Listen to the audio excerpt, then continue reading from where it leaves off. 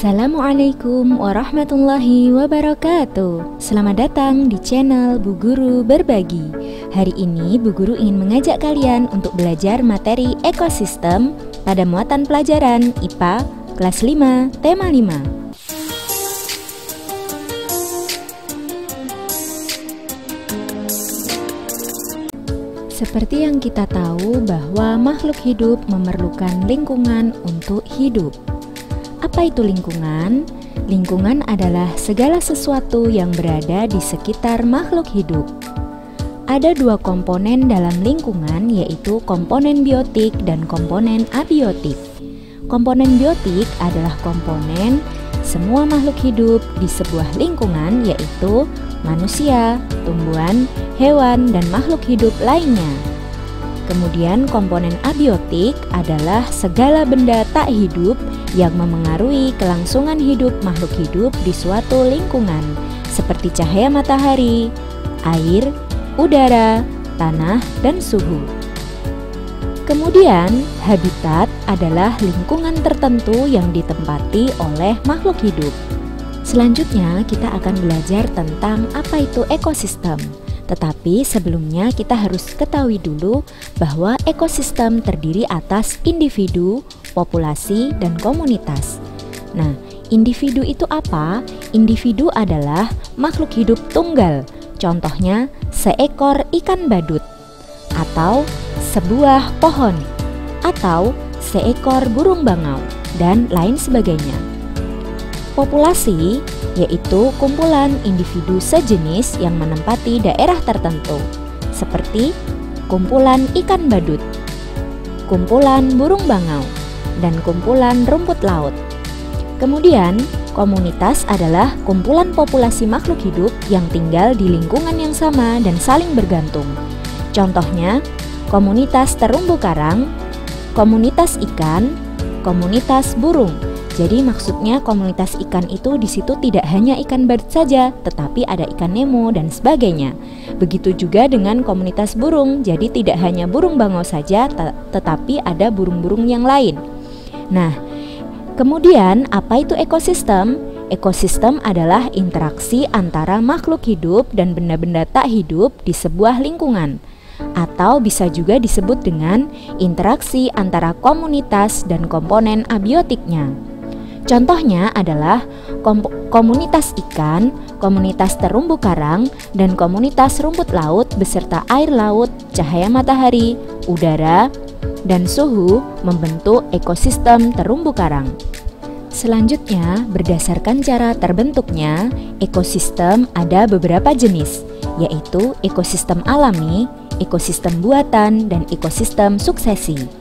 Ekosistem alami adalah ekosistem yang terbentuk tanpa campur tangan manusia. Ekosistem alami dibedakan menjadi dua, yaitu ekosistem darat dan ekosistem air. Ekosistem darat terdiri dari ekosistem hutan, padang rumput, padang pasir, tundra, dan taiga. Sedangkan ekosistem air dibedakan menjadi ekosistem air tawar dan ekosistem air asin. Sedangkan ekosistem buatan yaitu ekosistem yang dibuat oleh manusia. Contohnya sawah, ladang, perkebunan, bendungan atau waduk, dan kolam. Kemudian ekosistem suksesi adalah ekosistem hasil suksesi lingkungan yang didahului oleh kerusakan. Misalnya ekosistem yang terbentuk setelah gunung meletus, tsunami, penggundulan hutan, dan kebakaran hutan. Berikut ini adalah contoh ekosistem. Ekosistem air tawar, yaitu contohnya pada danau, kolam, dan sungai. Ekosistem air tawar merupakan ekosistem yang mendapatkan cukup sinar matahari. Tumbuhan yang dominan hidup di ekosistem air tawar adalah ganggang. Kemudian ekosistem air asin. Contohnya ada pada ekosistem terumbu karang dan ekosistem laut dalam. Makhluk hidup yang ada di sini adalah tumbuhan alga yang menghasilkan makanan sendiri, kemudian berbagai jenis ikan, kerang, koral, dan makhluk laut lainnya. Contoh ekosistem berikutnya adalah ekosistem hutan hujan tropis. Ekosistem hutan hujan tropis mempunyai ciri curah hujan yang tinggi. Tumbuhan yang tumbuh di ekosistem ini adalah anggrek dan rotan. Sedangkan hewan yang hidup pada ekosistem ini adalah burung, kera, badak, dan harimau. Contoh ekosistem berikutnya adalah ekosistem sabana. Cirinya yaitu curah hujan lebih rendah daripada hutan hujan tropis. Tumbuhan yang hidup di ekosistem sabana adalah rumput dan pohon palem. Hewannya yaitu serangga, singa, dan zebra.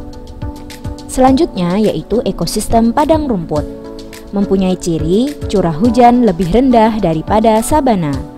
Tumbuhan yang tumbuh pada ekosistem padang rumput adalah rumput dan semak perdu.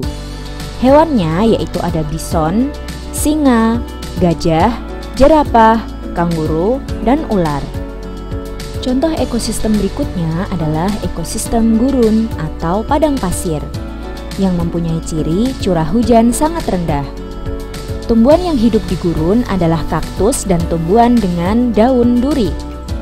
Hewan yang hidup di sana adalah semut, ular, kadal, kalajengking, dan unta. Berikutnya adalah ekosistem taiga yang memiliki ciri curah hujan sangat rendah saat musim dingin. Di sana ada hutan dengan tumbuhan sejenis saja, seperti cemara, pinus, dan lain-lain. Hewan yang hidup pada ekosistem taiga adalah beruang hitam dan ajak atau anjing hutan. Berikutnya adalah ekosistem tundra. Ekosistem ini adalah ekosistem yang dingin dan kering karena suhu rendah sepanjang tahun. Oleh karena itu, tumbuhan tidak dapat hidup di sana. Kemudian hewan yang hidup di musim panas adalah angsa dan bebek. Ekosistem dapat mengalami perubahan sepanjang waktu karena terjadi peningkatan atau penurunan jumlah komponen di dalamnya.